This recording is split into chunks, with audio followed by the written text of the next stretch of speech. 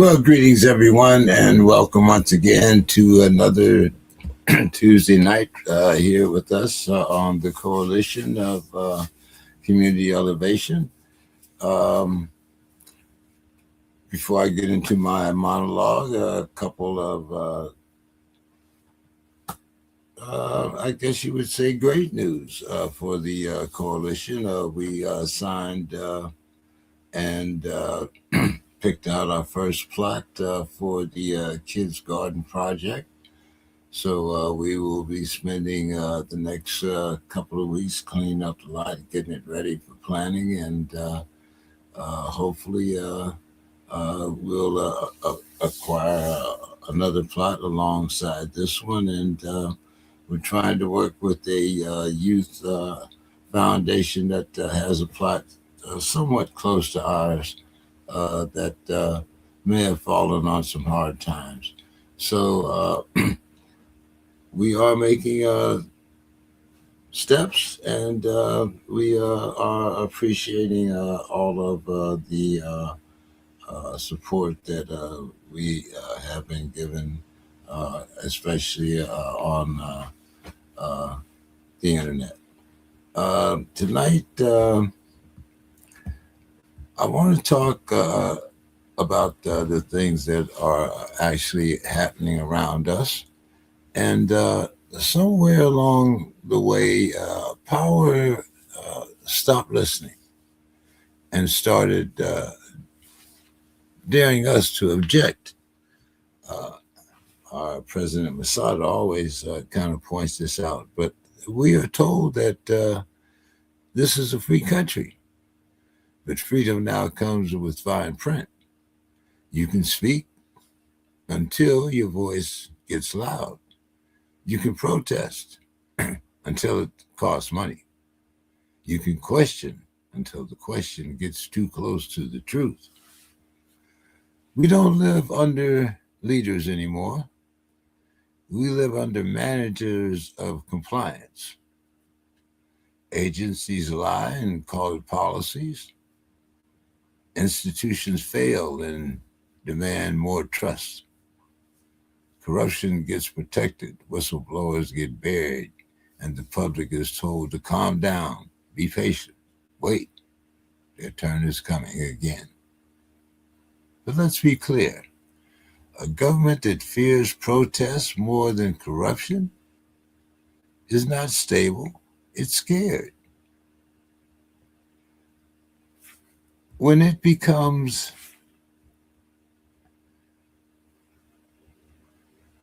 afraid to listen to the people, when the government decides to usurp the authority of the Constitution,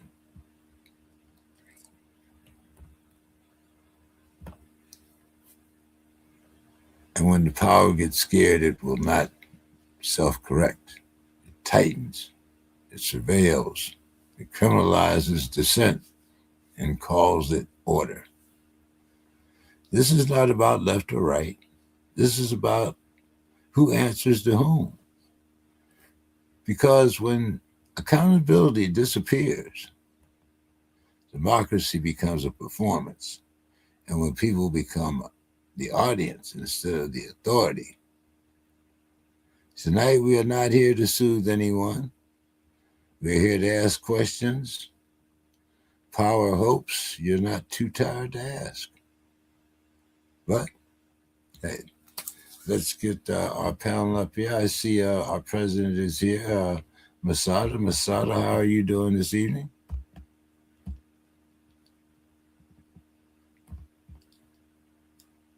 You're muted, brother. Well, I said welcome. Thank you all for being here. I'm out here at my son's baseball game, but I'm still out here with you all, still on here. So welcome and thank you all for everything. And I agree with everything you said earlier, Brother James. I have no choice but to agree with that. Yeah, I kind of took some of the words right out of your mouth, so I kind of made sure. um, Brother Gilead, how are you doing tonight? I am good. I have no complaints, none that I will register at least. And we just marching on down the road, trying to make a difference. And good to be here with you brothers tonight, as always. That's fine. You're doing it, brother. We all doing it. You're doing it. How's the weather out there in Atlanta? It was it was right about 70 today, so I'll take that in early February, any day of the year, any year of the century. It's cold out here Especially, today. It's like 50 right now. wow, wow. Well, all right. So, uh, Masadi, you're out there with your kids, and we always appreciate what you're doing. So today is baseball. Today is baseball and basketball. They're in a cross season mix right now where it's basketball and baseball, and this is where my life gets hectic because it's all day every day. But I did go to our plot today, so everybody, that is the great news. We do have a plot. It looks good. We are adding a second one, so that is ours. We did a little tilling today with it. We got some nice greens that were left up there. We got some nice kale and some big plants. I took pictures of it. I'm going to post them on the site so everybody can see, and we're going to get things started rolling. I talked with Daniela today as well. So Oh, very good, very good. Okay, so I'm kind of in tying this with what we were talking about down through the last few episodes. Uh, One of the things that we are talking about is who actually holds the power. Now, Masada, who actually holds the power right now, and who is uh, protected from consequences? who holds the power right now? The true power, not the false power. The false power it seems like it's I would say America's president. Let me say that. But who actually holds the power right now are the richest families in the world and the richest people in the world. That's actually who holds the power. And then the American government, our fake democracy, is the puppets underneath them that has the second command in power. They're getting told what to do by the richest because that's what it seems like for America and what's been happening. Every bill that's been passed, or everything that's been going down, seems like it's been benefiting the top 3 or 5% of the world and nobody else. So when you ask me who's in power, that's who I believe it is in power. But who has the real power is the American people and the people of the world. We just need to realize that and stand up. Brother Derek, Uh, I what you really wouldn't argue with any of that, honestly. Um, it's that was quite succinct, and you know, till somebody shows me otherwise, I'll have to go with that. um, Yeah. what happened, Brother Derek? You've been watching the government down through the past few decades or so, up close and personal. What happened? When did the people lose the power? Hmm. That's a great question. Probably a very complex question. I think the people have had more power here in this country than than most, um, but certainly not, complete power. I mean, you think about the fact that President Kennedy, who I don't consider any saint or anything, but he was trying to move us back into the gold system, and the powers that be took him out. When Dr. King was seeking to call for a redistribution of the wealth and call for the Poor People's Campaign that began in Marks, Mississippi, which was symbolically but was certainly one of the poorest cities in the country. And that campaign was to take place just right before he was assassinated. And he was assassinated a year to the day before he called for an end to the Vietnam War. So when you're talking about finances. You're talking about, you know, the big money systems. Then you become vulnerable. And quite honestly, I would never call for anybody's demise that way, whether it was somebody as despicable as Charlie Kirk or our 45 47. But, you know, everybody has to be careful because if you get in the way of the powers that be or you don't perform as the powers that be need you to. And I have a lot of questions about where this country is right now economically in that sense. So you know, I think we're on a real watch just to see. But so it's been, I think, getting more and more, because what you're having, Brother James, is the rich are getting richer and the middle class is shrinking and the lower class is extending almost exponentially. And so you know, there's nothing good that can come out of that for the common man or woman. Well, now, Masada, it's Brother Jerry brought up a term that I think is archaic, middle class. Well, I haven't. Well, I mean, maybe it's just my observation, but the middle class, as I know it, hasn't been around Don't exist anymore. at least since the Apple phone. I won't say the first cell phone, but at least the first Apple, the first programmable computer. I will say. Uh, with the dawn of the computer age, also became the downfall to me of the middle class, because now you have the super rich, the super poor, and the working poor. At least that's been my experience. What do you think, Masada? Um, Yeah, I do believe that the middle class is no longer the middle class. Has probably been gone since the early '90s, maybe middle '90s, where we lost power and the people lost the power. People, they didn't lose the power. The people gave away the power. They gave away the power when they replaced it with entertainment. They replaced it with TVs in the homes. And then Brother Derek, I'm gonna hit you with this one.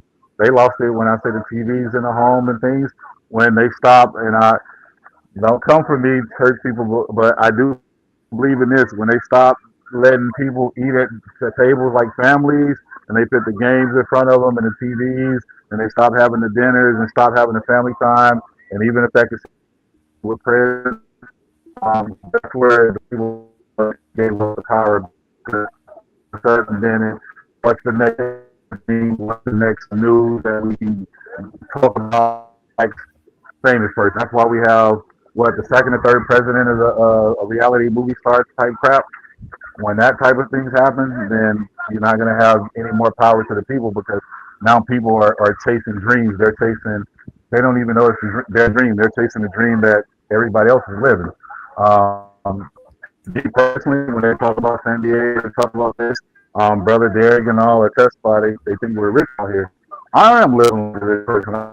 I have a great house. I have a great yard.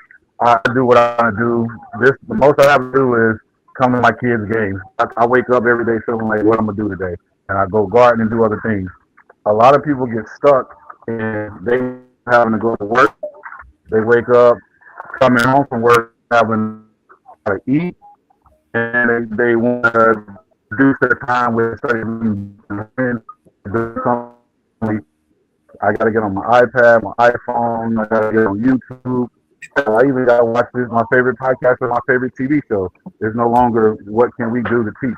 I was bikes with my son the other day, and old white couple looked and they laughed, and the wife said to the husband, she said, "At least he's not at home with his kid playing games." And I was like, "Damn."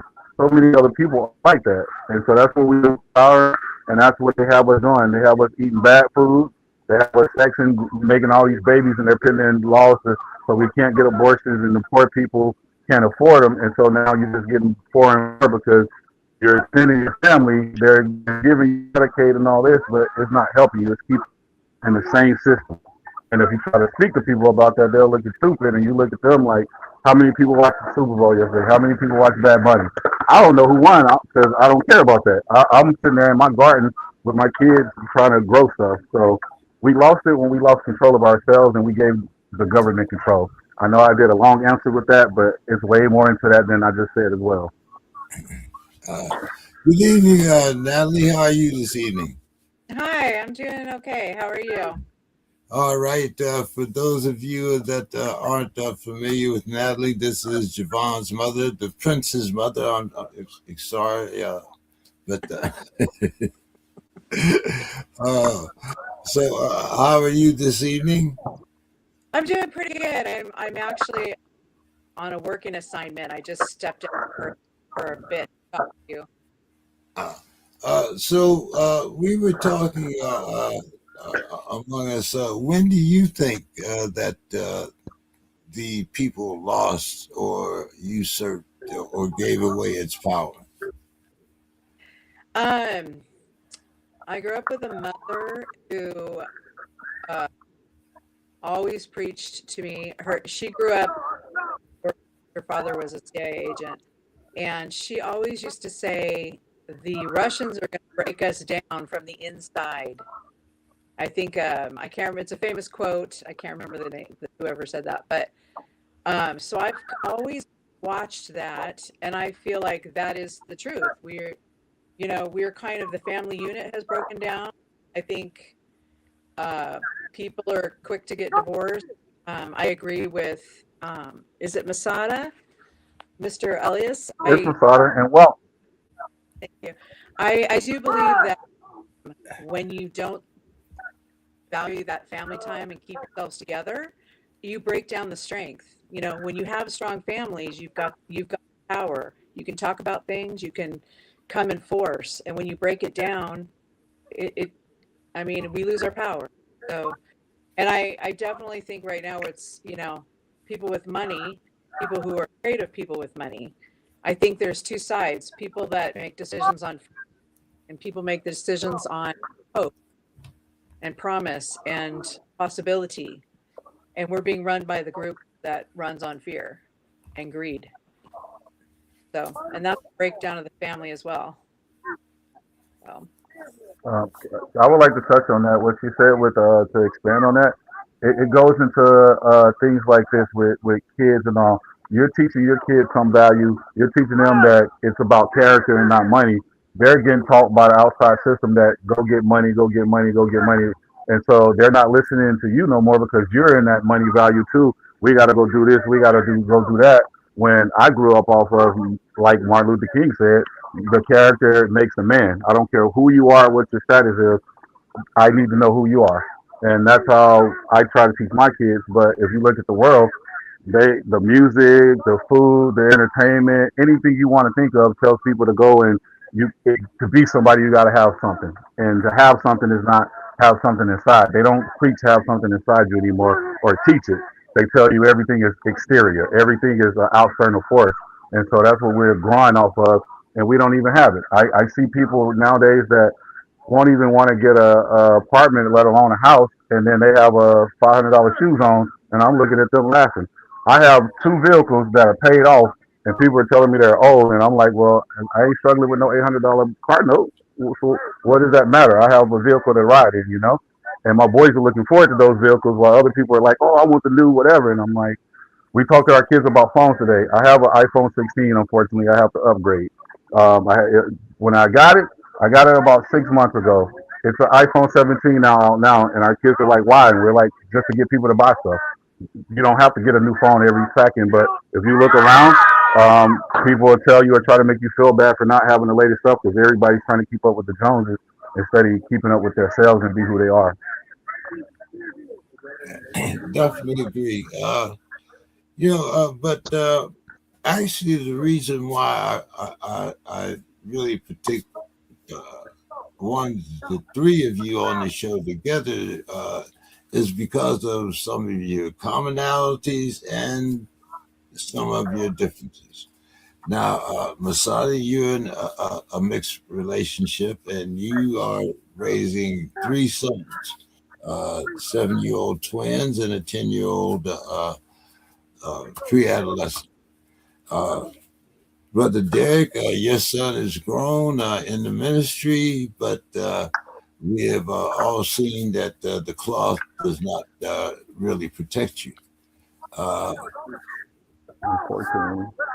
Natalie, you have three children, two girls and a boy. We've all met Javon, so we know about the appearance of your particular children. So, uh, as Javon mentioned the other day, if he walked out in the street with a different head rag on, he would look or be conceived as somebody completely different. So I want to kind of bring in the contrast. Now, the two of your children are actively involved in protests. Your oldest daughter, that's how we met. Actually, talking about your children, your oldest daughter being at UC Berkeley, and how she's was part of the activist movement. And then you have Javon. Javon is a young man that is growing up here in Southern California. And as I said, at any particular time, he could be mistaken for any number of possible victims of ICE. So I'm going to start with you as a mother. How do you feel when you see the way things have played out in the different cities, Chicago, uh, DC, LA? Uh, how do you feel as a mother when you know that your children are actively participating in some of these protests? Mm. Um, I definitely don't parent with fear. So I want them to protest. I want them to stand up and speak out. I think that's the only way we get anything changed. Um, Devon did do a protest by himself, and that made me a little nervous. I feel like he should be with somebody. He was with a group of people protesting, but then we started having the conversation of use a Sharpie and put my phone number on your arm or something because there's risk of them going out there and protesting. They've been protesting since the day after the first Trump inauguration. I took the girls to Pershing Square in Los Angeles and marched with about 1 million other people. And that was their first exposure. And ever since then, they just took the ball and, they've protested for a lot of things. But um, I'm more nervous about other things. I don't feel, especially here in California, I feel like the protesters maybe are a little bit uh, safer. I don't know if that's a fake safety feeling. I do think my kids know how to conduct themselves. Juliana's over in Boston. She's at Harvard now, and they have a little more violence over there in their protests. So, and she would be that person that stands in the front line to protest. So she makes me a little nervous. But I support it. I can't not support it. That's the only thing. That's the only way we're going to make change. So, what? Masada, how do you feel as the father of young black young black men that have also, like Javon, could possibly be, be taken for Mexican or some other A possible target. Just say a target. They can be labeled as a target. Yeah, Hello? precisely? Yeah. Yeah. Well, first I want to give Javon mom. What was your name again? Natalie. Natalie. Natalie. Uh, Yeah. yeah, I would like to give you all kudos and everything for having your kids out there, having them marching, and I know it has to worry you. I was out there with mine. They're young, and we took them out to a few protests. And it is a thing to say that California is a lot safer than a lot of other places when it comes to protesting and being able to voice your opinion. So prayers and much love to your daughter out in Boston doing it over there as well. It's good to teach kids different things and to stand up for themselves. So how I feel about that, having mixed kids and kids that look um, Mexican, black, or just a target, like I say.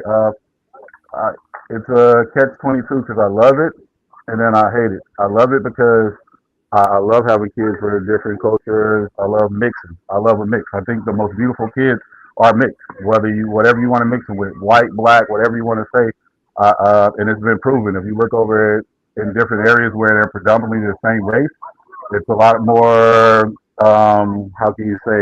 It's a lot more things that happen in the DNA that aren't really good. A lot of more defaults or defects that happen in the DNA. So mixing is really good. It's very scary at the same time because um, as Javon has experienced, as he told us, and other people will experience, you get hatred from all sides, and it's the dumbest thing ever. I don't respect it. I don't understand it. Um, you're not black enough, or you're not white enough because you're black. Or I have a half black and half Mexican one, and he had a gang fight at his school one time. It was a dumb fight. It was blacks against Mexicans, and he didn't know where to go. And I told him he did right. Don't be in none of it because we're all the same, and I don't understand any of it, so I'm hurt by all of it. Brother Derek, as someone who has been through the fire yourself, how did that affect the way that you were able to raise your son? Okay. And hello, Natalie. So good to meet you. I'd heard really good things about you, and you are represented in advance by your marvelous son. And we are very excited about having him as a younger person who is interested in learning and interested in sharing the perspective of young people and the experience of young people. It's just invaluable. So I'm glad to actually be on with you today. Thank you. I have three children. You're most welcome. I have three children. All of them have an activist background in one way or another. One I won't talk about only because there's vulnerability currently there. But one has been done a lot of stuff around gang intervention and led and been on the front end of involvement in marches in Virginia, where we had blood or soil. Remember when the white anarchists were shouting, Jews will not replace us," and up in Minneapolis when George Floyd was murdered, and quite a few other places. That's the pastor, preacher, activist son I have. And of course, my children saw me in that struggle for their whole existence since I came out of, from I was groomed and trained and discipled and mentored by Dr. King's organization, the Southern Christian Leadership Conference. So, and by a book, both my books, but my current book is a protest, and it isn't necessarily me being in the streets, but me doing podcasts, speaking in events everywhere I can, and speaking truth to power against the powers that be that are corrupt and that would take our democracy, our independence, our right to free speech, our right to assemble, our birthright citizenship, and would enact an insurrection law on us if we would allow it. So, yes, my kids are all on guard and involved. Good. So, Masada, what are your thoughts on today's youth? Now, we've Javon has told us about some of the tactics that they employ using, you know, the different social media platforms and things of that nature. But um, we also see that there is a tremendous mistrust of media. And I want to visit this because to show you, I guess, the power of the media and how it has grown. Uh, when the Vietnam War became the 6 o'clock news, we had protests here in the United States. Wreaked a lot of havoc on us that were over on the other side. But the truth was that America turned against us.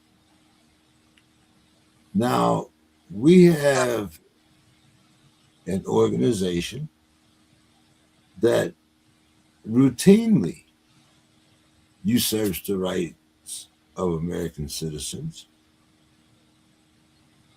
but because it is represented by a certain type or persons that of means, it seems that the media now is owned by the person with the biggest pockets. What happened to and Brother Derek, you might be a little bit familiar with more familiar with the people that I'm going to mention, so I'm going to let you start this out.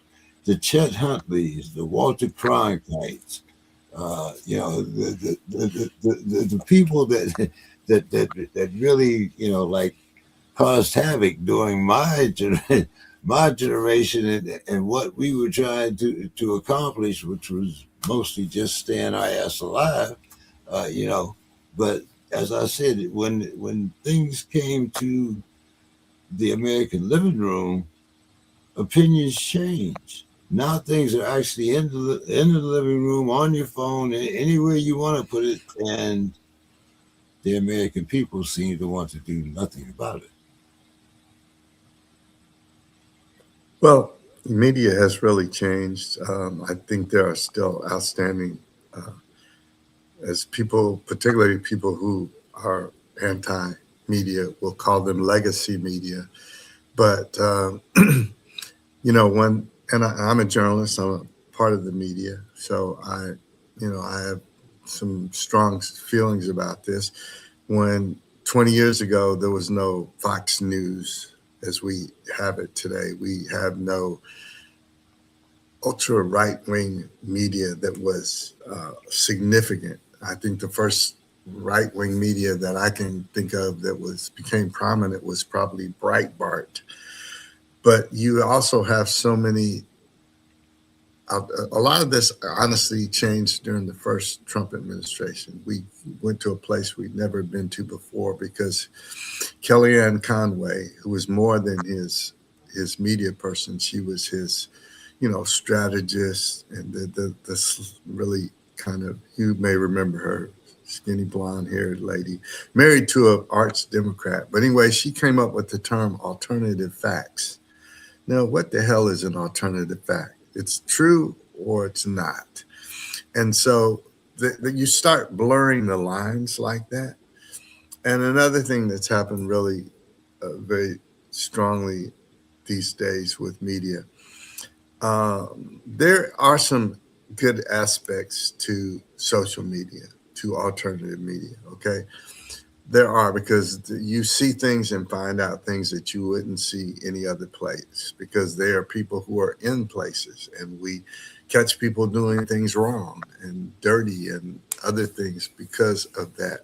However, one real distinction is My degree, undergrad degree, is in journalism. I had to take several ethics classes. Journalism is considered the fourth estate, and no, we were taught to understand that there is a real sacred responsibility and opportunity that went with being a journalist. And so none of these people who just grab a camera or grab a show have had anything like that. And now, that is that going to ensure that people are going to do the right thing and be reputable and honorable? No, it won't. But at least they won't have an excuse if they aren't.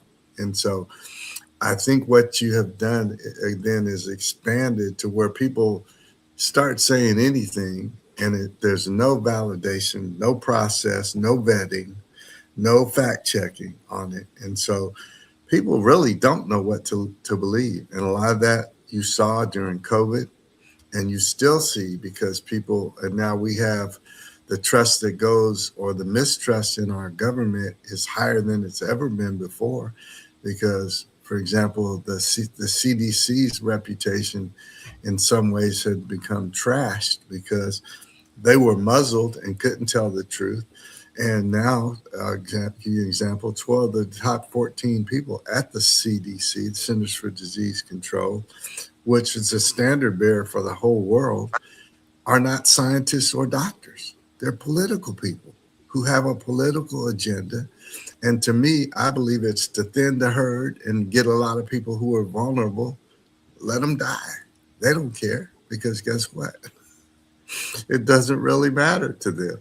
And most of those people are the vulnerable. They're the poor, they're black, they're brown, they're the elderly, they're the young, they're the uneducated. And, you know, there are parts of our community and parts of the world who that's just fine with. That's collateral damage. Natalie, how do you feel Uh, about that? well, Uh, go ahead.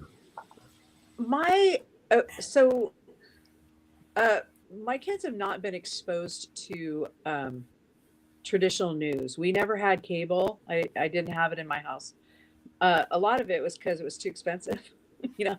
So it was reading. You read the news. That's how I told my kids to get their information. Read the news, and it's turned. That was when they were like in high school and in middle school. When we started having those big conversations, and now I'm a little torn because I know that they do get their news. Nobody in our family will watch CBS, NBC, CNN, any of those. It's all just so repetitive, and you can't believe it, and it's it's too hard to watch. It's too repetitive. But what I noticed is that my son gets very biased news, and Juliana a little bit as well. That's my oldest daughter in Boston. My youngest daughter is in school to be a lawyer, so she tries really hard to get both sides, and she's a little bit of a conspiracy theorist, to be honest. But I'm always pushing, do your own research, see what the other side is saying.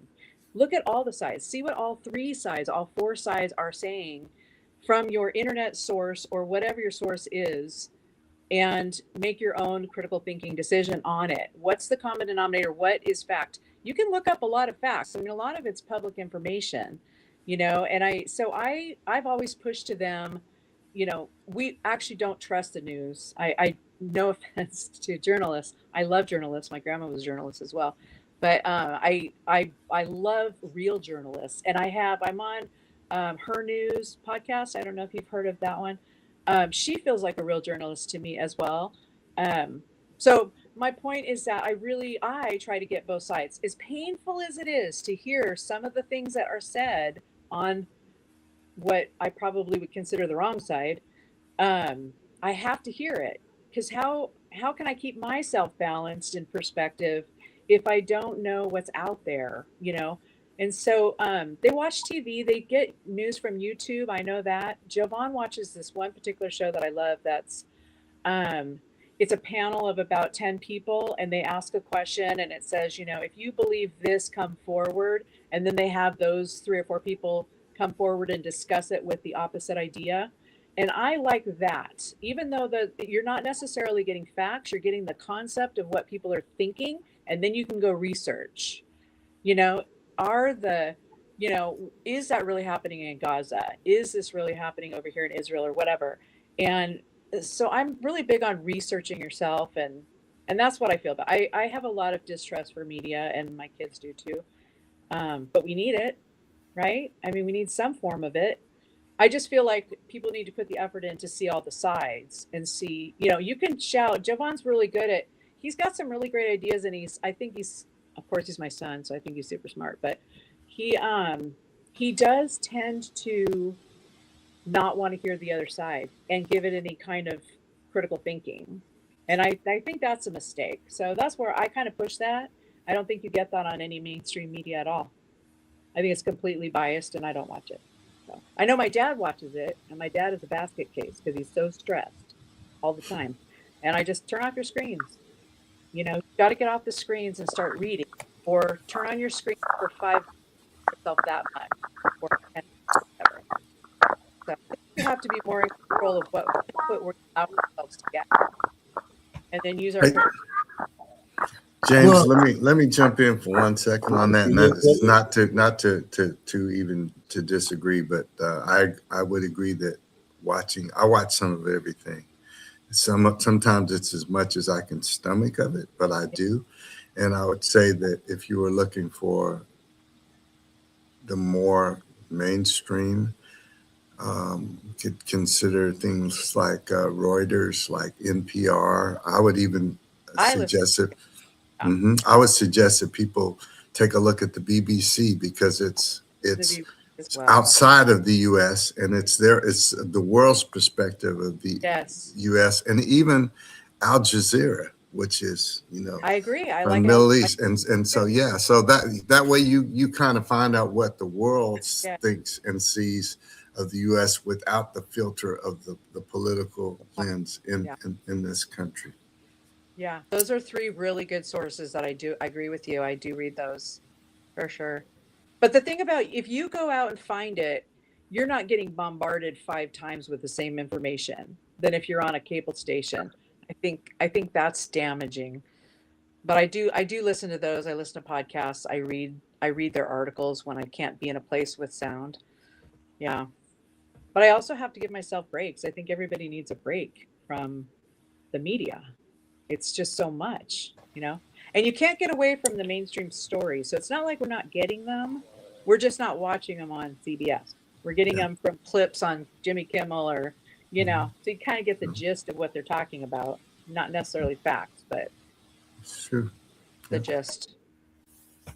no, I mean it's amazing to me the evolution when like you said, like people now don't have the trust in ABC, NBC, CBS, and those were Mostly as Fox for me, by the way. I did mention Fox, but yeah. mostly Fox. Yeah, James, I would contend, most people probably don't watch any of those.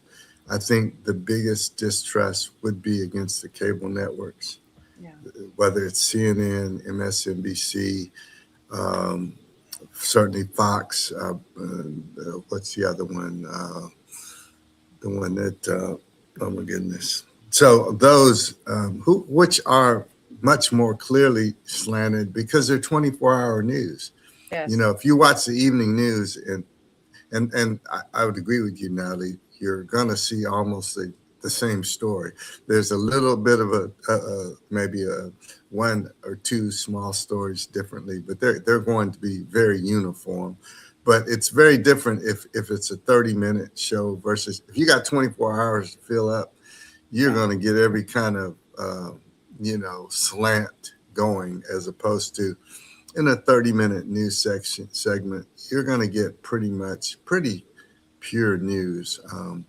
I think there's a huge distinction there, actually. And I say that as somebody who's been in this industry for 50 years. uh, the, well, let's go maybe a different way with this. Just as we asked, when did uh, the American people lose control. When do you think we lost control of our media? I mean, do you think? I mean, you have what? Fox News has been sued for what? However many millions of dollars, but yet and still they're still on the air. If that had happened 20 years ago, 30 years ago, that would have been a bankrupt company, and they would have been gone. So, and like we had, maybe what was the old gray haired guy's name? Newt, whatever. Newt Gingrich. Is Yeah, that you?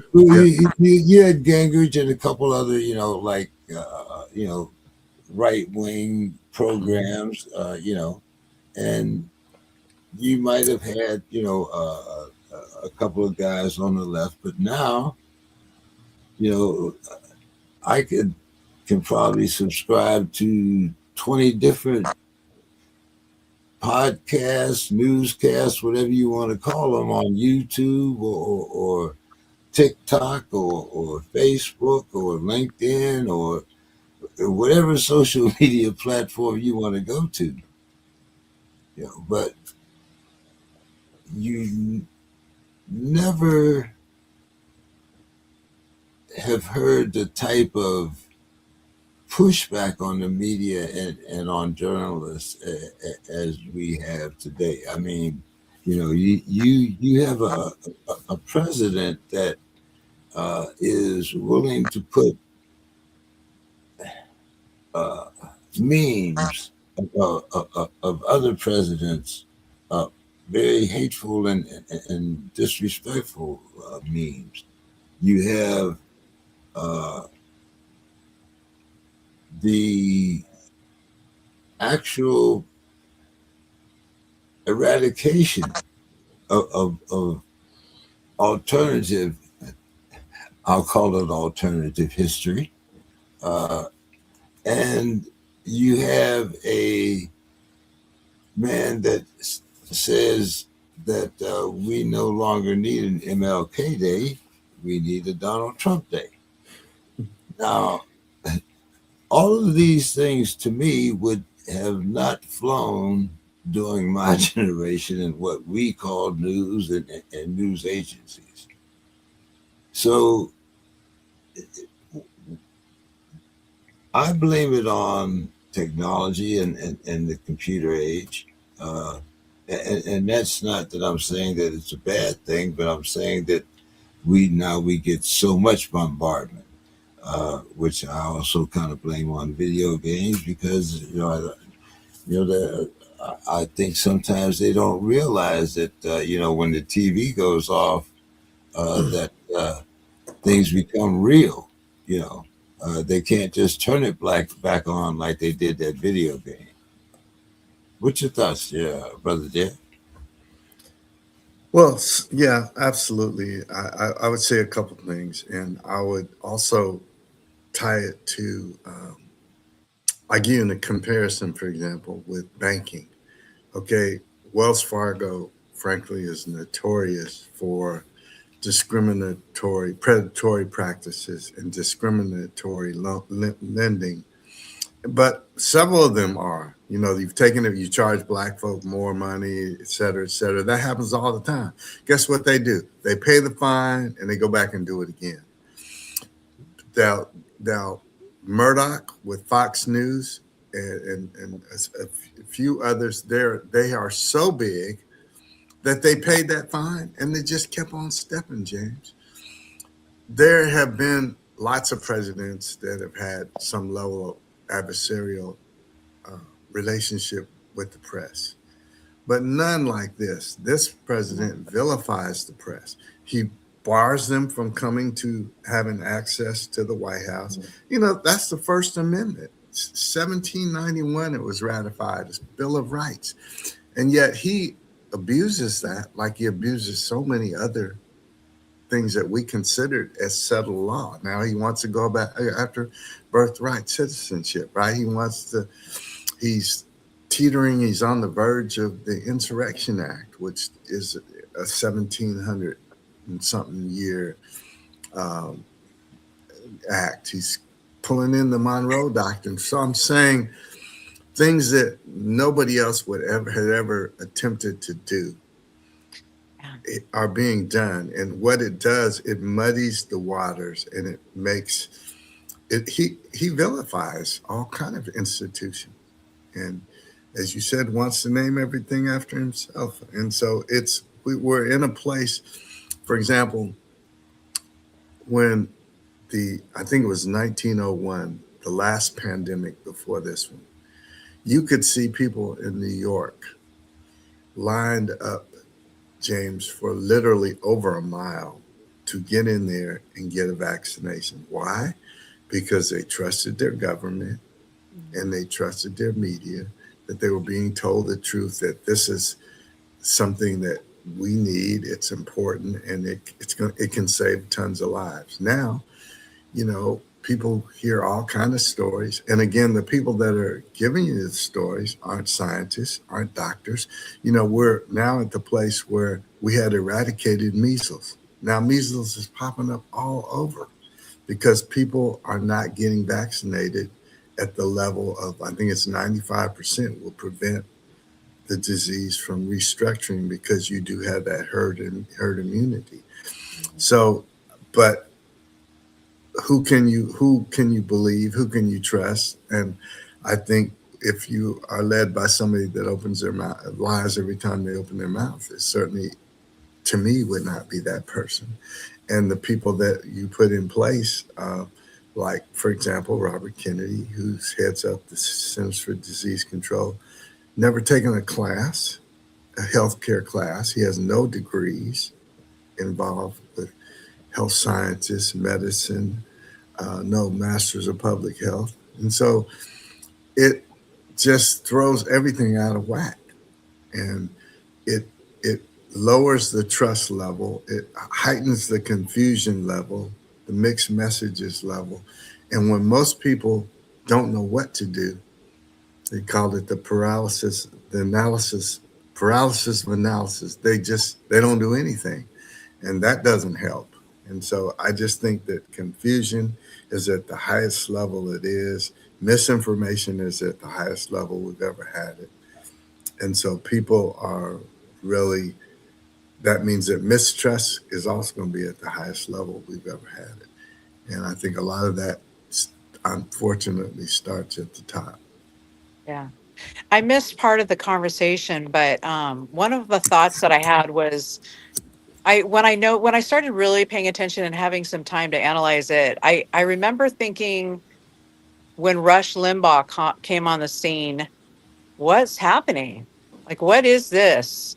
That's And I what feel like I'm that's the thinking. first time I remember massive distortion and people really running for him and just loving what he was saying and thinking, what's happening? Like, what's going on? And that was quite a bit before COVID, but then COVID also was Mm-hmm. like a bump up in that whole situation as well. I think COVID did a number on us in a lot of ways, but Rush Limbaugh and then of course Yeah. Tucker Carlson, those guys Yeah, yeah. really did a Sean number to Hannity, our Sean media. Hannity. Yeah, Yep, that Sean was Hannity. that right wing pushback, and there was this populist fervor for that, Mhm. and it grew, and right wing radio and media has always been far more popular. I don't, for one reason or another, than left wing media. I I don't know know why. I why. think it's because it's fear based. Yeah, I think that's it's right. fear I based, think you're and right. people that make decisions on fear want those answers, and they're being fed these answers, and it kind of calms their fear and their anxiety. But the left, I don't feel like has that same Yes. level of fear and anxiety about stuff, so they don't need those kind of shows I to give think you're them answers. absolutely right. That's a great point. And one of the things, James, let's keep in mind is the reality of it is there is a fear that's being stoked about the other here in our Yes, society, whether they're black people, brown people, Asian people, poor people, LGBTQ plus people. They are going to take over our country, right? Our country, the country right. that white America came and, when I say white America, but the The colonizers. My kids call colonizers them the came. colonizers. They are the colonizers, and that's who they were. They came. Sometimes it's hard to live in my house. They didn't discover Jack. They came and took it, and so Right. and now they see it as theirs. Yeah. I also want to ask you, Natalie, do you think with the different things that have been passed and um, the incompetent people that he has placed in the forefront, do you think that he has taken women's rights back a notch? Absolutely. Absolutely. All the women he has are looked exactly the same, blonde hair, blue eyes. They're trophies. They're absolutely. I mean, it. You don't want to get me started on the whole "my body, my choice" because Why not? I. That's why I brought you here. We are not censored by any organization that I know of. That's why Yeah. I'm sponsored. So you can say what you want on my program. Well, it makes me very angry that a whole panel, a whole slew of suited up men are making decisions on what I can do with myself. And it's not just abortion. When I say my body, my choice, I really mean it. I am all for immunizations. I'm not an anti-vaxxer, but I don't believe you can mandate it for me. It's my body. You don't tell me what I can do about abortion. I'm not for abortion, but I'm for the choice to have an abortion. I'm not for it. I would advise against it, but don't take the choice from me. I don't, who are you to tell me what I can do with my body? My body, my choice. If I want death with dignity, it's my body. Now I'm not saying suicide. I'm just saying we have to have some kind of, you can't decide what I'm going to do with myself. I just, no, and it's not even that. I mean, it's not just that. That's a small part of it. Small part. It's putting women out there as a showpiece and making them say things that are ridiculous, that aren't true, like all of his spokeswomen, that's taking us down a notch. That is so demeaning and degrading for most women to see that on a daily basis coming from his administration. It's horrifying. There's so many things, so many things. Uh, Masada, I go ahead. Did you have something else to add, Natalie? No, I mean, I'm just thinking about all the women that I really respect and love that get demeaned by this man and supported by his administration. Um, all of the women of color that are in Congress or the Senate, in the administration in general, all Democrats mostly that I can think of off the top of my head. There's such a lack of respect. I mean, it's painful. It's painful. And I do not remember that happening during Obama. It, it's just so blatant, and it's the green light to be disrespectful and demeaning. And I, it's hurt. It's painful. It's painful. And Juliana and I had a thing. So Juliana, she's definitely, people perceive her as a black woman. She's mixed. She's half. She's perceived as a black woman. She identifies that way. And she was angry at me because I really pushed women's rights, because I remember when we were required to wear pantyhose to work, and I remember when that changed and the law changed. You can't require pantyhose for your workers. And that was in my lifetime, as well as we got the right to have a credit card. We got the right to file divorce on our own or whatever.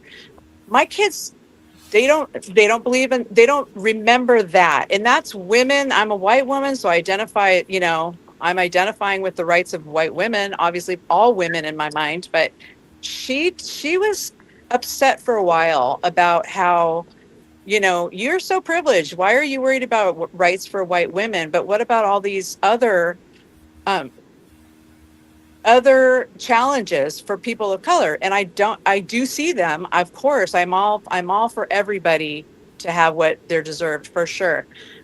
she thought I was swaying too far on just women in general. And now when she sees what's happening in, the White House and seeing how we are taking steps backwards, she's like, oh, we all need rights, but now it's gender. Now it's not just people of color, it's gender losing their rights, and it's a thing. It's definitely a thing. It's a thing, and I don't know what to do about it. It's not something you vote on. It's the personality of that administration. You can't vote. You can vote them out, but you can't change their mind or their personality. They're that way, and it's frustrating. This administration and this leadership cadre has disrespected women. And just look at what they did it the first time. Do you remember when the testimony against the Supreme Court justice, who the very credible Kavanaugh. psychiatrist, yes, Kavanaugh, and they just brushed that under the rug. And to be honest, I mean, go all the way back to Clarence Thomas and Miss Thomas, if you remember Oh that. yeah. Oh, that But that but that yeah, with Anita Hill, that fried me. Anita Yeah, Hill. I'm not a fan of Clarence Thomas. And I No. mean, let's think about the Epstein files. These are white women, 90% of whom girls Yeah. that have been abused by these rich white, Yeah. mostly white, but rich men. Predator. All They and a were, lot of most of those girls look exactly. I mean, they're the same. and They're when cookie cutters. yeah, when we will allow that to white women in this country, that's just like shooting a white woman in the face, an unarmed white Well, woman any in woman. Minneapolis. Yeah, I mean Yeah, any yeah, woman, but yeah. Well, it's a any big. woman. There's a But big I difference. There's a big difference. I'm going to tell you about how white women, and you know this, and black women, just by your daughters, are treated. It is a real difference because he wouldn't do to white women. He wouldn't castigate them. The women in Congress, Tlaib and AOC and what's her name in Minneapolis, the yeah, I don't remember. Somalian, Yeah. Eleanor. Yeah. yeah, he doesn't do that to white women. He just doesn't. Masada, You're right I about that. know you've been sitting back there, and I I'm like going to to kind of listen as put you. well. I'm going to kind of put you on the spot here because you are a member of that entertainment industry that you always excoriate. But this is another genre where uh, I think that it has possibly been also infiltrated and actually, well, I mean, look at No, I'm gonna stop you right there, brother we, James. I know where you're going. Let me stop you right there.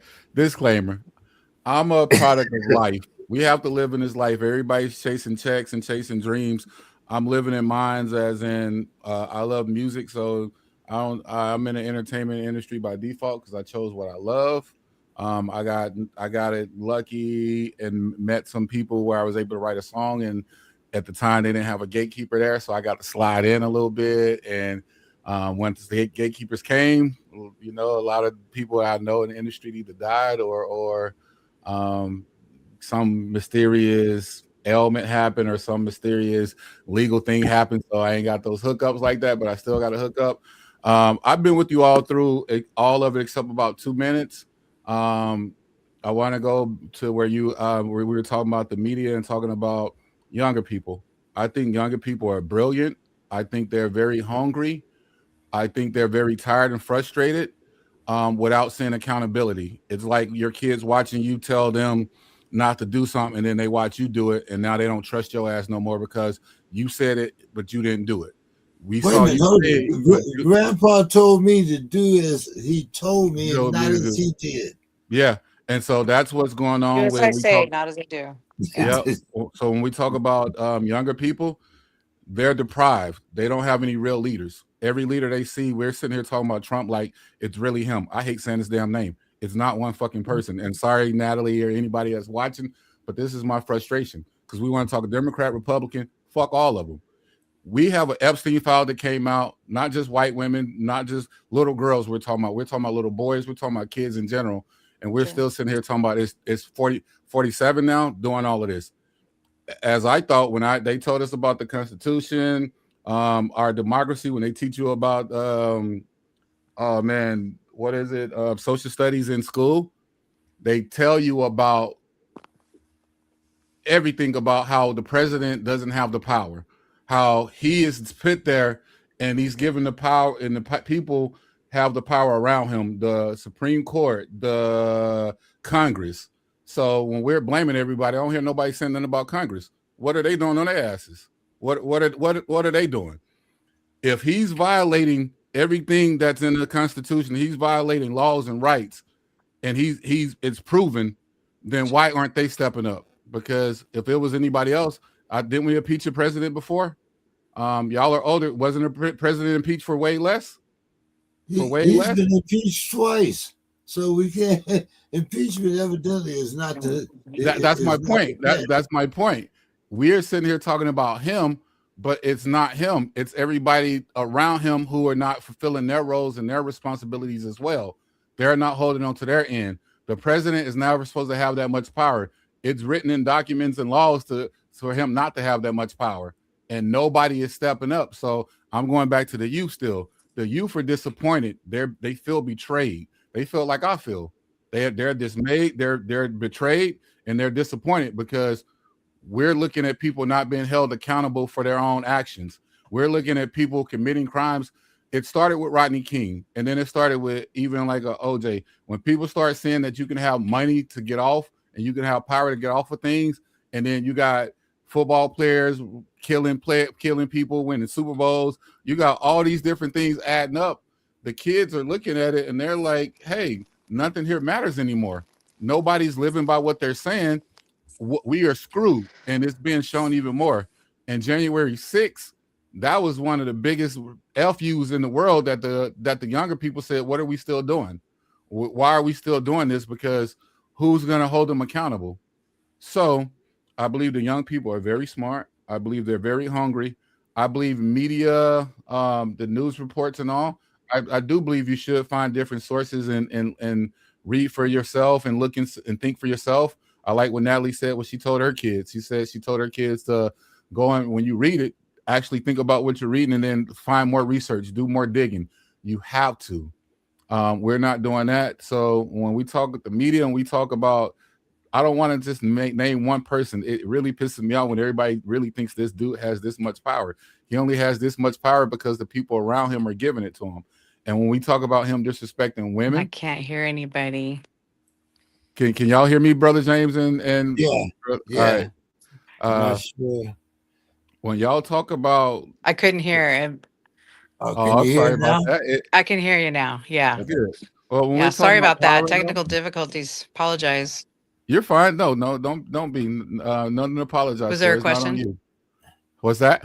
No. He was still. He was giving his kind of Oh, summation of what we have been talking about. Yeah, just yeah. my Yeah. take on what y'all been talking about. How everybody's talking about the chump. I like to call him chump. He can't do nothing to me. He's 6'2" and he thinks he's big. I'm bigger than that. That ain't it. It's All really I can weird. hear is you. You can hear me? No, y'all can hear me? Yes. Yeah, we can hear you. All right.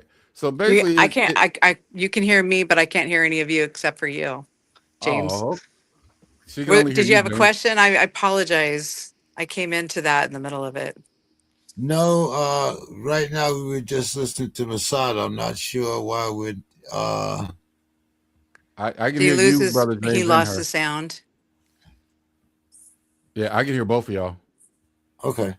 Well, so basically, it's just let's stop all pretending, because I'm sad and I'm with the youth and with everybody else. There's no leadership taking accountability, and we keep talking about Democrats, Republican, what Obama did, what this happened, what this did. I reminded my people today, if Obama's mad at him, he at Jimmy Carter's funeral, when he's sitting there smiling with him, and Kamala looked back at him like, "What you doing? Like what you doing with the enemy?" I guess it wasn't the enemy then. So when we talk about Democrats, Republicans, whoever we're talking about, let's talk about America and the leadership, and let's talk about all of them. It's all of them to blame, and it's right to be pissed about with women, what they're doing with black people, what they're doing with ICE. If we're all tired of this, then what are we all doing? Who's been held accountable when it's the people, the police? It's like the police. Who's policing the police? Who's policing our government? The people who are supposed to be doing their job aren't doing their job, and we aren't doing our job because we're not calling for their resignation. We're not calling for their termination. They're quitting. Other countries ride and kick out all their people. They kick out all their people. So when I say burn it down, tear it down, let's start over, I'm talking to you Democrats because y'all ain't doing shit. I'm talking to Congress because y'all are felon. I'm talking to the Supreme Court. I'm talking the whole diplomacy of the fake diplomacy of America, everybody. That's what I'm talking. I don't want to hear these medias and all this. Everything needs to go, and we all know that. We got 395 pages that say all of them are crooked, and we're still hoping that the cricket is going to judge the cricket. That's not going to happen. We're going to have to do it some way or another. But that's my spill. That's my 2 minutes. That was my 2 minutes. Thank you all, or 3 minutes.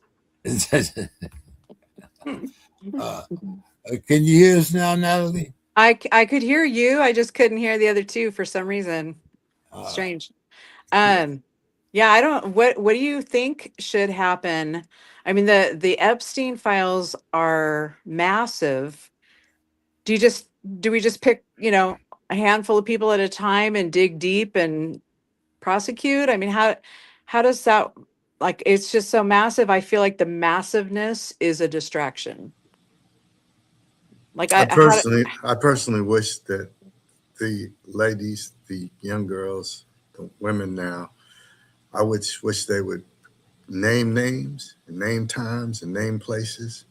And that is probably, I don't know if it's going to happen any other way, because you're right, the insulation, the wall to prevent it, these powerful, powerful people.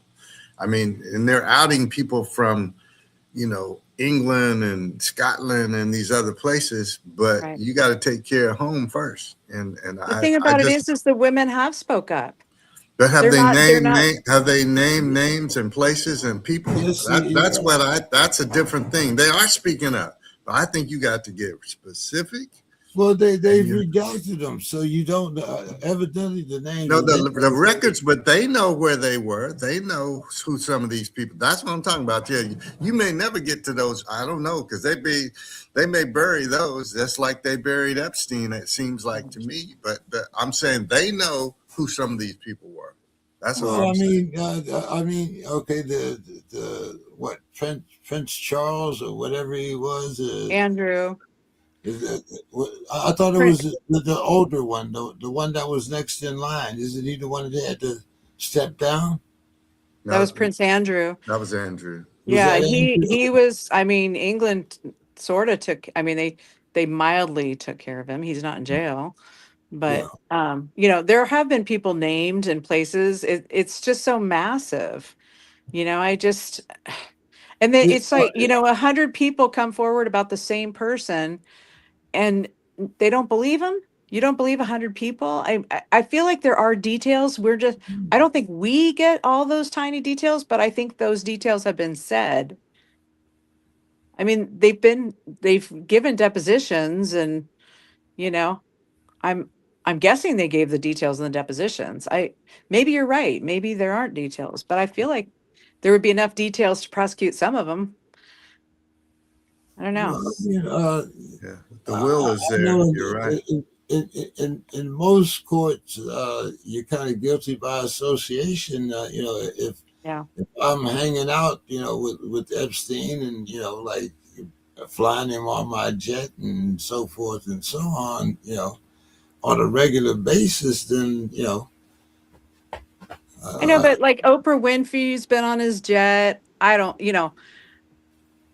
the queen, there's been a few royal women that have been on his jet that were just, I feel like, just because you're named in the files, you're not guilty by association because he's trying to get you and get bribery information on you or whatever his motive was. So I feel like that's not enough. You can't just be named in there. It can't be guilty by association. There's plenty of people that were associated in some way that I think were just thrown in there.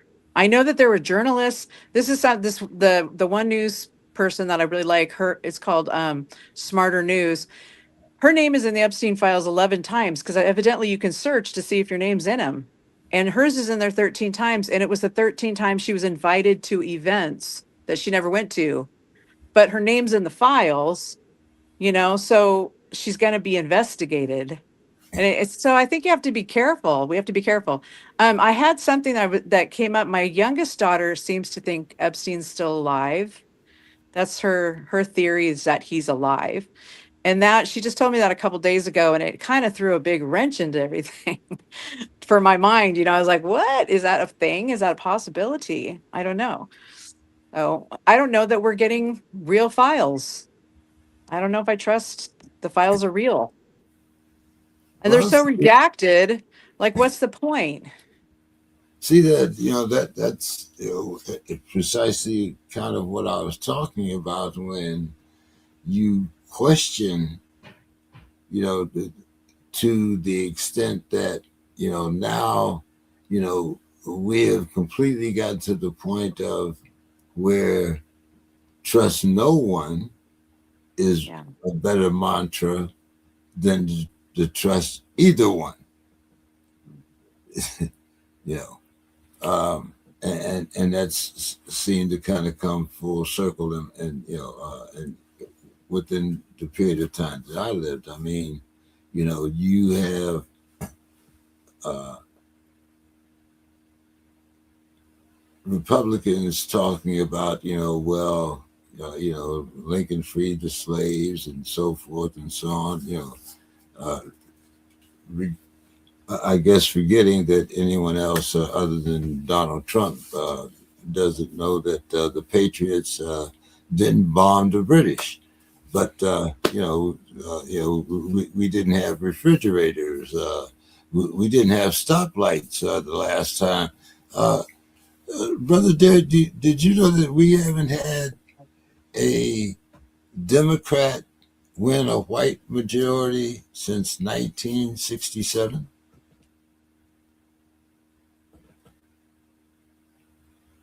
You're You're on muted. mute.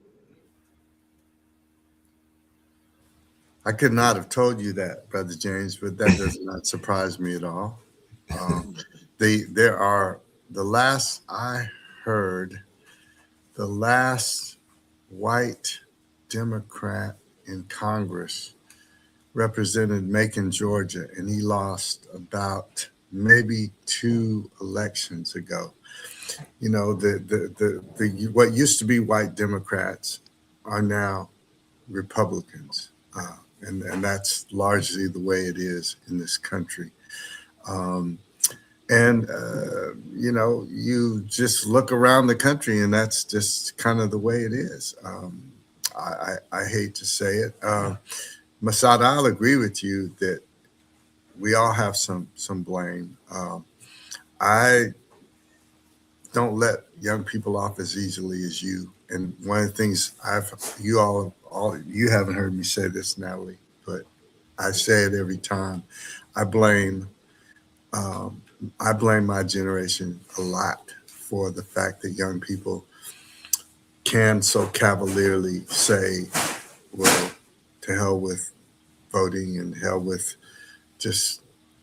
And I'm down with starting with the whole new system. I'm okay with that, but till you get to a new system, I think there's a responsibility to do whatever you can to make this system work and to hold it accountable. I don't know if you've been paying attention to this, Masada, but there's a sea change going. People are losing in ruby red districts all across the country. Every day you're hearing it again and again and again. And I'm not saying that's the answer, but I'm saying people are saying what we have is not working. And And that's good. the reason they're saying that, brother Derek, is let me tell you this. And I'm gonna put it in a woman's perspective. Whether you like Hillary or you don't, didn't she win? or did she not win?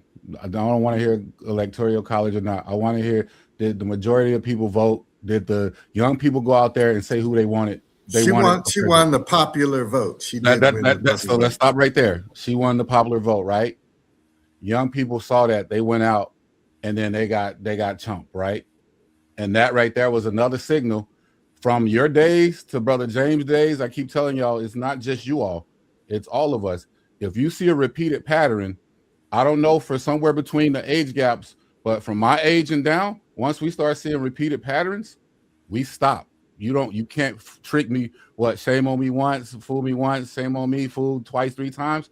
We get fooled every election. Y'all keep talking this Democrat and Republicans, but I want to ask you, in what's Democratic era did anything happen great, not good, not pacifying, what anything that really changed for anybody else besides the rich got richer still, and things still happen? Because there are still wars in Democrats.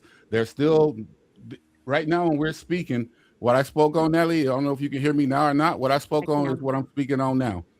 We're talking Epstein files. We're trying to say that this person maybe wasn't there, this person wasn't there. When y'all talk about entertainment, when you talk about politics and government, big money people are still running this government, and we're blaming one person. We're not. I don't care if they had thousands of talk shows and gave away millions of cars and all of this. You have enough money to know what's going on. When you say guilty by association, I know so many black and brown people are in jail right now for a phone call, conspiracy, guilty by association, because they were running with somebody and they knew something because you were with that person. You're not going to tell me that people are all with this big money, all loving each other, all on their news channels, all on their TV shows being friends, and then all of a sudden they're not friends anymore because one turned Republican.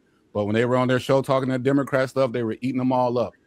All these people are the same, and that's what happened to us.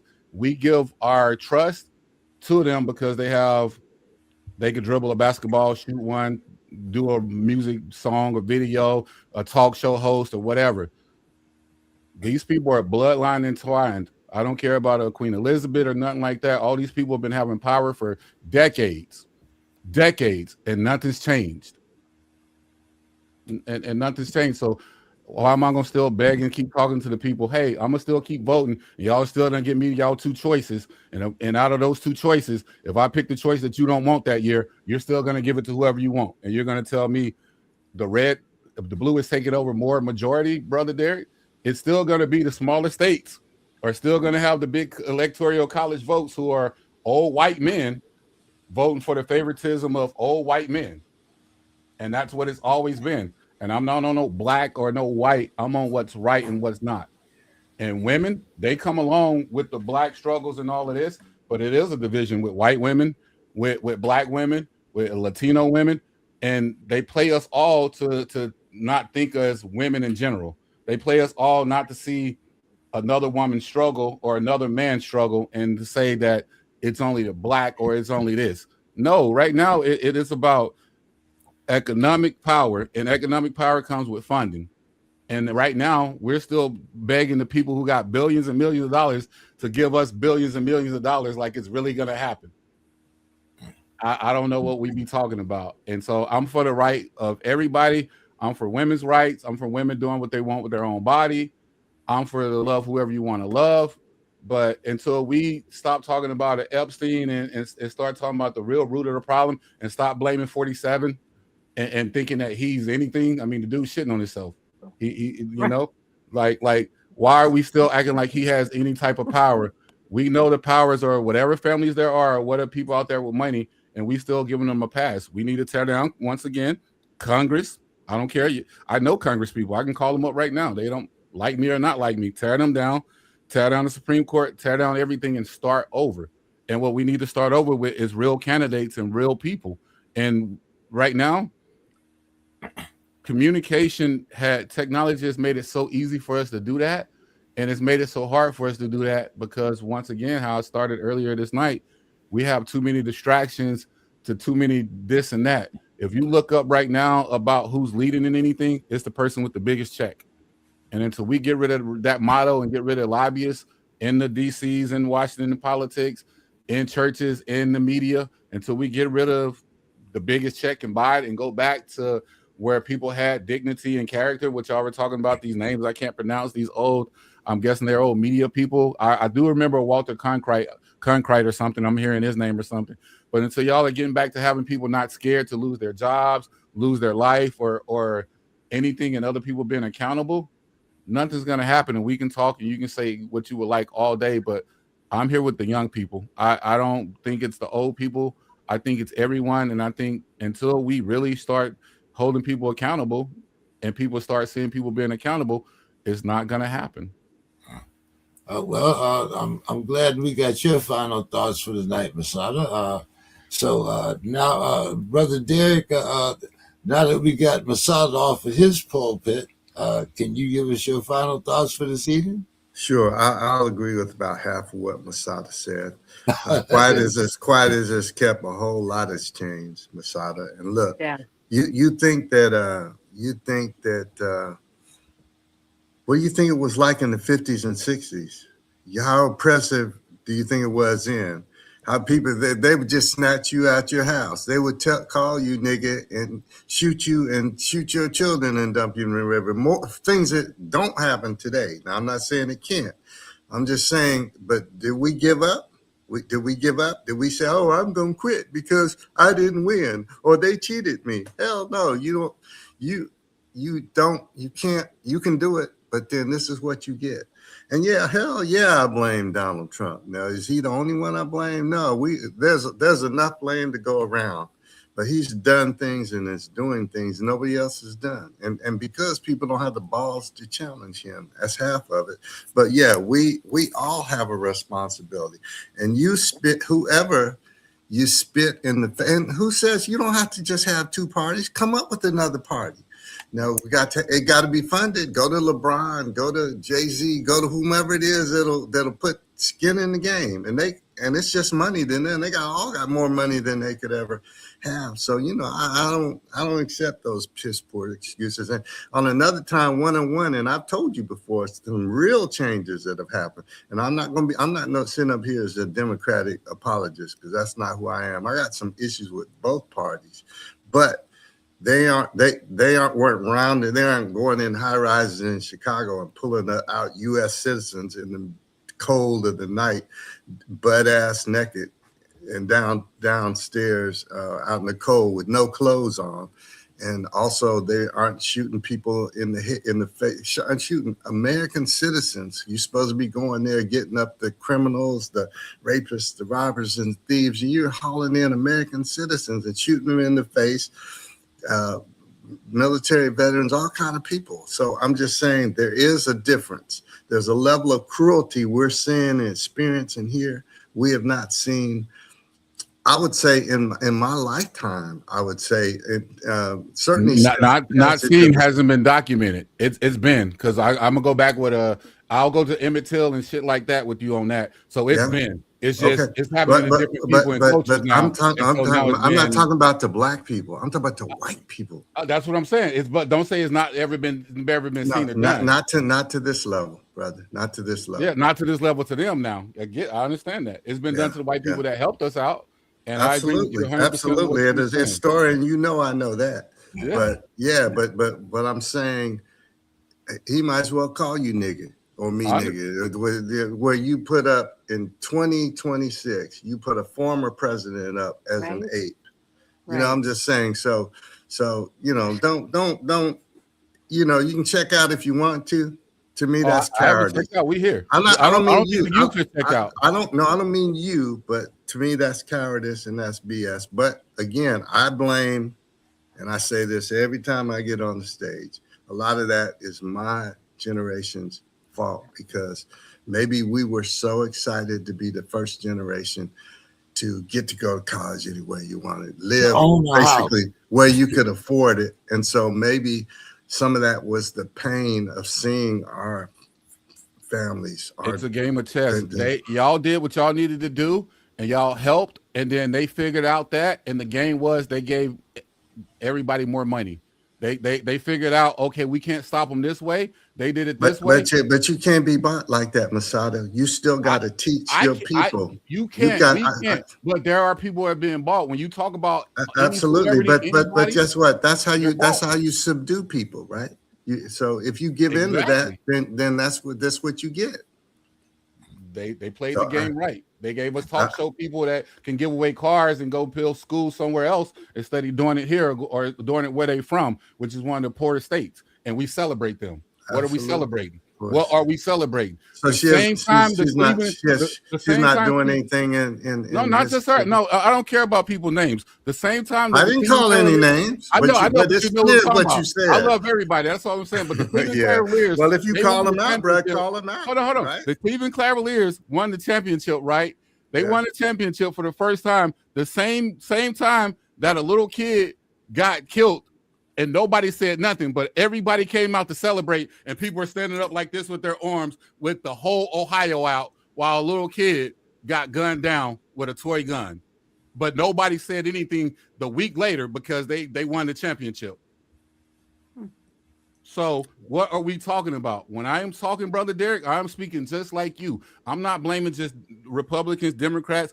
I'm not shitting on everybody. I'm saying in social studies, they said that the Democratic Party and Republican Party, they're opposing each other, so nobody has total control. Even if one has total control of the House, the president don't. We have laws and bills in place to fortify real righteous stuff, and nobody's being righteous. And when we have all these $1 million people, anybody, $1 million people, and you can win a championship, and the whole Ohio State comes out and supports, you want to say monkeys? They support LeBron James and all these black basketball players that won the basketball championship, and yet in their same town, in that same week or same 2 weeks, a little 11-year-old got gunned down and nobody gave a damn. All they cared about was a championship. And you gonna tell me hold on. I'm not meeting the majority. Because I'm not a LeBron fan. But it's not against him. But the week that Tamir Rice got killed, LeBron paid for the family's funeral. He had his he did what Once again, that's what I'm talking about. That's what I'm talking about. I got $500,000 or I got $1 billion. I pay for a $20,000 funeral and I win a championship. And I don't. Hold on now. What about the school that he has, the charter school that he has, especially? Brother's done a lot. Listen, y'all. Listen, I'm not knocking anybody that done a lot. Everybody has something to do. But I'm saying you're misrepresenting Ohio because, and I'm like I said, I'm not a LeBron fan. You can't put everybody in that same boat, Masada. But that's a mischaracterization. Listen, I got to clarify this real quick before we get on this. When I mention anybody that's popular, anybody with money, anybody with status, they don't owe anybody anything. If you want to say that, they don't owe anybody. They don't owe Martin Luther King anything. They don't owe Malcolm X anything. They don't owe. This is Black History Month. They shouldn't celebrate any goddamn Black history because if those people were alive and those people said the same thing I said, y'all wouldn't be telling these people, yo, they did this, they did that, they did this, they did that. Because I'm pretty sure when Malcolm then was talking to Martin and everybody was talking to each other, they gave their skin. Fuck skin in the game. They gave their lives. So when you're telling me somebody did something, I'm not knocking the brother. Listen, I support everybody that's made it and doing something great. I'm not telling them to do nothing with their money, nothing with their lives. Every little program they got is good, but you're not going to pacify me. It's just like nonprofits and everything. If y'all want me to speak, I'm going to speak. We pacify people and we let people pacify us, and that's good enough for us. It's good enough that they did this little bit. It's good enough that they did this little bit. What happened when Jim Brown and we talk about the 76 or whatever they did over there? What if they just did a little bit? Just because you do a little bit. What if Muhammad Ali said, you know what? Fuck Vietnam. Fuck all that. I'm a box, but I'm gonna go and pay for veterans, 1,000 veterans, or I'm gonna start this. He wouldn't be Muhammad Ali. So I'm not knocking anybody. I respect and love what everybody's doing. If y'all really want to get into that, what they're doing with schools and all that, we can talk about that later because I know personally people from Ohio, from that area. I know little kids from that area that if you get bad grades, you get to go to a water park and all that. And their little sister is a smart ass kid and don't get shit from that scholarship. So what it's doing is a lot of scholarships are teaching kids to be dumb and do just that. What they did with President Bush, pass all kids, no kid left behind. And so now kids are purposely failing because they get honored with a LeBron James scholarship or whoever the fuck else you want to name scholarship, so that they don't have to do nothing. So while they're pacifying, giving out bicycles, giving out this, giving out that, could they not go back to their hometown and buy that block and make a Tulsa, Oklahoma, make a Tulsa, Ohio, wherever the hell you want to say, and really do good stuff? That's all I'm saying. I'm not knocking anything they do. We have so many individuals doing great things, and that is good.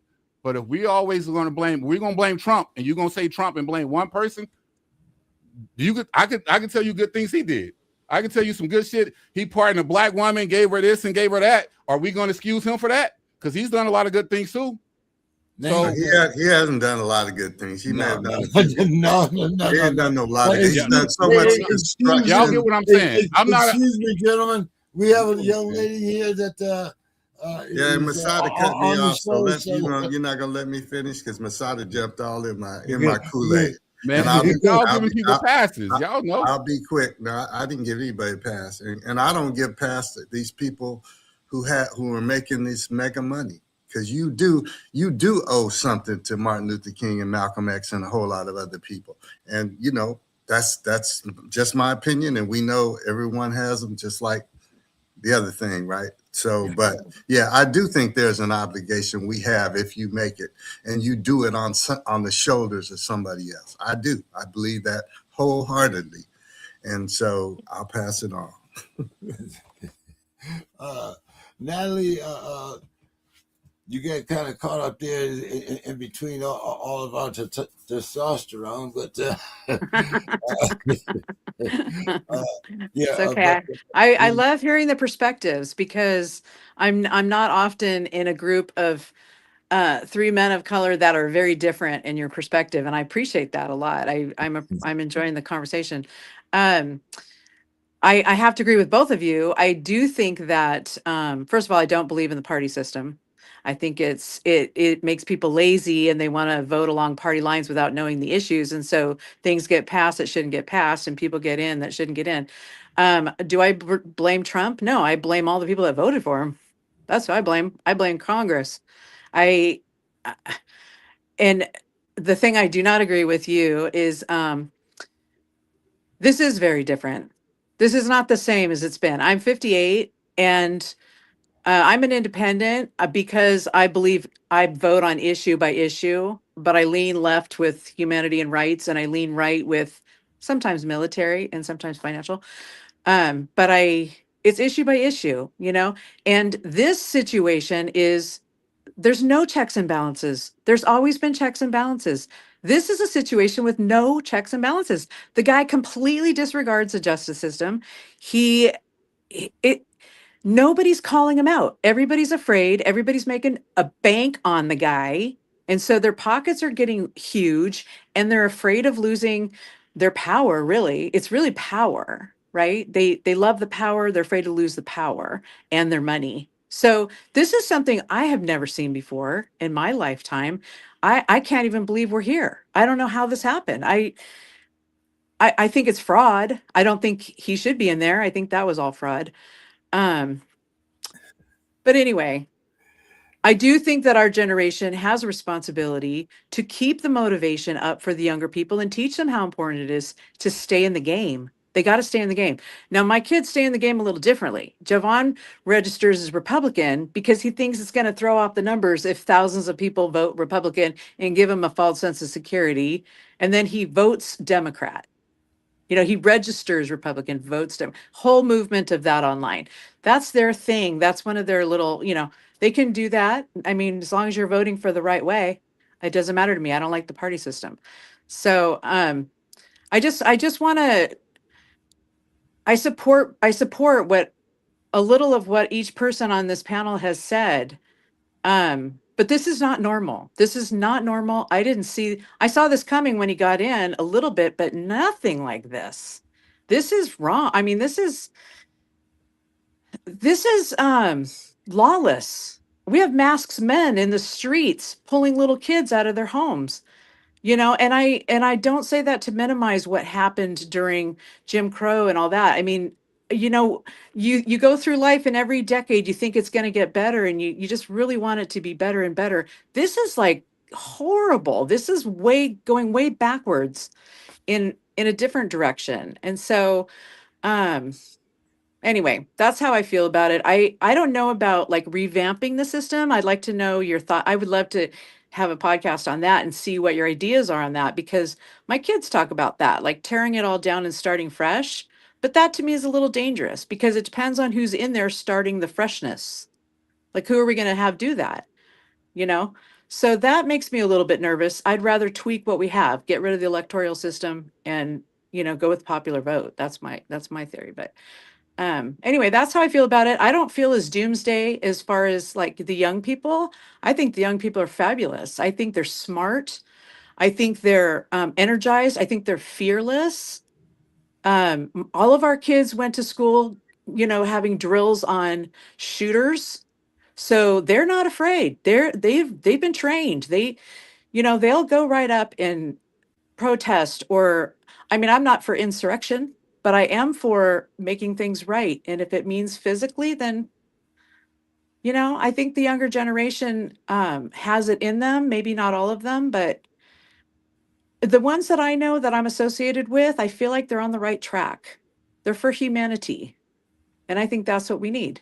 So that's the end. That was my Uh, rant. uh, Usually, I don't have a lot to say after the show, but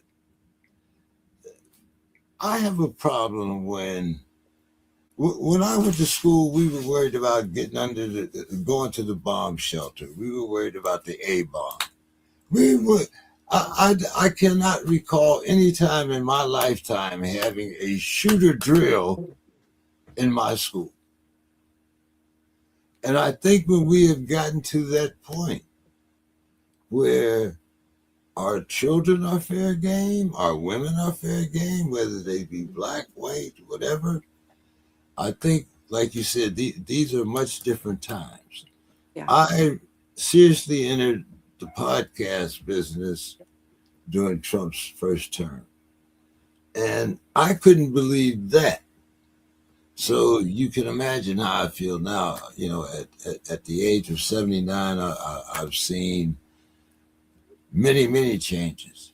But even this, I think, surpasses the Jim Crow era when American citizens are being shot down by people, by masked, uninformed, and untrained men. Yeah. But I thank everybody for joining us tonight, and I look forward. Natalie, when we do have that show and talk about some alternatives, we'll be sure and bring you back. And I would also like to have your daughter back on the show. Uh, I know it's been a while. I didn't know that she had went from she really went from one coast to the other. Yeah. Literally, Yeah. from Berkeley to Harvard, right? I mean, uh, I wonder what kind of what Trump is going to call her education. Jeez. Right. She works there. She's not actually attending Harvard. She's working in a lab. Oh, okay. Yeah, she's not attending. Oh, Yeah. okay. Yeah. But And it's yeah. different. She says it's a little pretentious over there. That was her word. Yeah. So I'll talk to her. She probably wouldn't mind participating as well. All right, Masada, come on back on here now. I have nothing else. I have nothing else. You and Brother Derek then muted each other. No, I haven't. I just want everybody to know that I'm here. I'm open. So being on here, Natalie, thank you for coming. Everybody has their opinions. I have my thoughts. I am different in the sense of I want to hear everybody else's thoughts and then put them all together and form the greatest thought together. Yes. And that's what I want. So thank you for being on here. Thank you for listening to us. Thank Brother Derek. Thank Brother James. I don't disagree with anything anybody said. I have my own different things with it, with the Jim Crow and the deaths. I don't want to look at it and be like, oh, it's more of atrocity now because it's happening to white people, because it's happening to Americans, because that's telling us that when they had the Tears of Trails, that didn't count. When they had not past Jim Crow, when they were doing burning and lynching and taking out Black Panthers' houses and the little kids there and the people there, I don't want to hear that it's just now happening now. What's happening now is we have more access to it, and it's not easy. It's not as easy to hide. So, people who are watching this show, anybody from any big name or anything, let's talk. Let's figure out what we could do together. I'm not against anybody. Yeah. Can I just say, can I just say something? I'm sorry to interrupt, but No, you had mentioned a couple times that now this is happening to white people. As a white woman, I don't see it that way. I see this is happening to Latinos and people of color. So I mean, I'm a little taken back that you see it as now that it's happening to white people, because to me it's happening to Latino people and people of color. Yeah, So well, I appreciate that perspective. well, they count the lady who got shot as Well, she looked that, white. yeah. She looked white. She's one one person, and then the nurse. Yeah. But To me, there's hundreds of others that are not white. exactly. That's Yeah. what I'm saying. It's an atrocity, but people are making more of it now because they're saying that, oh, now they're doing it blatant to white people and all that. And I'm like, even in your time when I held this up, they killed Kennedy. They killed a white president, and nothing happened. And so with that, I just wish we all listen to each other. We all can talk. I don't blame just the Democrats or Republicans. There does need to be something, but if we all come together, that's all I would like for us to do, everybody. So when y'all hear me and y'all hear my passion, it's because we're tired of the same rhetoric. We're tired of the same help us, change the world. Let's do it all together. I love everybody, light and love to the world, peace to everybody, and actually hear people when they're talking. If they talk about something you don't like or someone you don't like, listen to what they're saying, because they might not be dissing or dogging that person. They might not be saying that person's not doing what they should be doing. I'm not anyone to say nobody's not doing enough. I'm saying together, including myself, we all aren't doing enough. And if Trump is getting together, if y'all want to say it's him and his little money player people, I want to say the opposite then. Where are our money player people? Because there's billionaires on all sides. They're billionaire Democrats, billionaire Republicans, billionaire independent. They're billionaire everybody nowadays. So love and light, man. Love and light, love and light. Love and light. All right, everyone. Thank you so much, and I look forward to talking to everyone next week. Have a great evening, everyone. Thank Peace, you. James. Send me that information if you would, bro. Okay. Okay. I definitely will.